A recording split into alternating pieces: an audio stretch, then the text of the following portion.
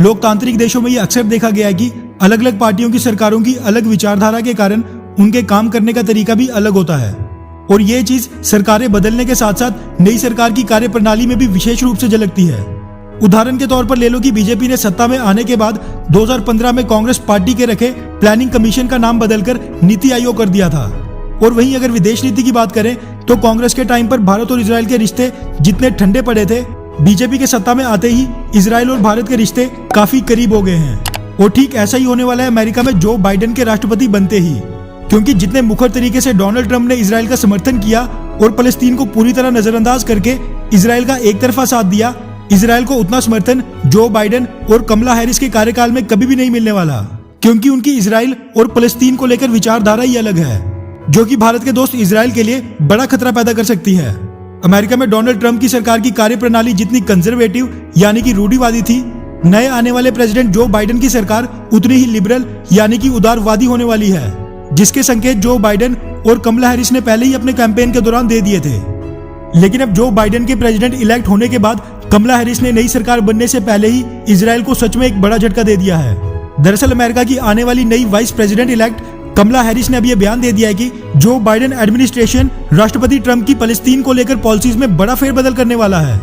उन्होंने कहा है कि वो फलस्तीनियों को मिलने वाली सहायता राशि को दोबारा से शुरू करवाएंगी और फलस्तीन में अमेरिका के कंसुलेट को दोबारा से शुरू करवाएंगी। इसी के साथ उन्होंने ऐलान किया कि वो फलस्तीनियन लिबरेशन ऑर्गेनाइजेशन के वॉशिंगटन ऑफिस को भी दोबारा से शुरू करवाएंगी।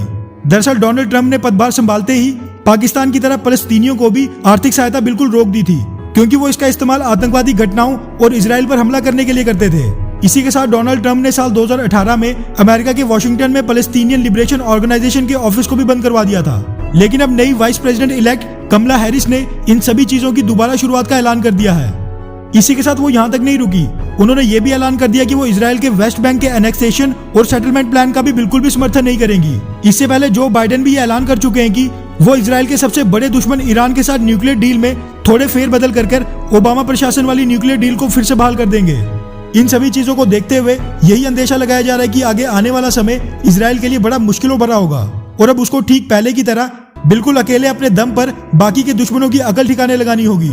वहीं भारत की बात करें तो पूरी दुनिया के राष्ट्राध्यक्षों ने भारत को दिवाली की शुभकामनाएं अभी तक दे दी हैं, लेकिन जो बाइडेन तो दूर की बात है, भारतीय मूल के वोटरों के सामने अपने आप को चीख चीख कर भारतीय मूल का बताने वाली कमला हैरिस ने भी दिवाली की शुभकामनाएं अभी तक भारत को नहीं दी है।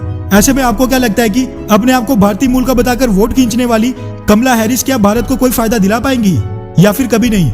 नीचे कमेंट करके अपनी राय जरूर बताएं। अच्छा सुनो, चैनल को सब्सक्राइब करो, उसके बाद घंटी बजा देना ताकि अगली वीडियो आपसे मिस ना हो पाए। Thank you.